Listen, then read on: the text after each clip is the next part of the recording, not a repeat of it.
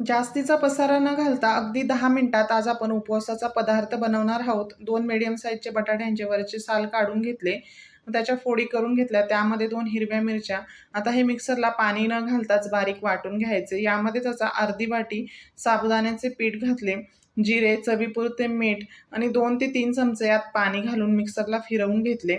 आता हे हातानेच व्यवस्थित एकजीव करून घ्यायचे व 10 मिनिटासाठी झाकून ठेवायचं. 10 मिनिटानंतर गरज वाटल्यास यात पुन्हा 2 ते 3 चमचे मी इथे पाणी घातले.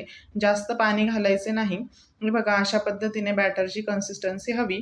आता तेल गरम करून घेतले. तेलामध्ये छोट्या छोट्या आकाराचे याची भजी किंवा पकोडे बनवून घेऊयात. मीडियम फ्लेमवर छान मस्त हे पकोडे तळून घ्यायचे. फक्त पकोडे करताना ते जवळ टाकायचे नाहीत, नाहीतर ते एकमेकाला चिकटतात. मस्तच कुरकुरीत असा आपला हा उपवासाचा चटपटीत पदार्थ तयार झालाय. धन्यवाद.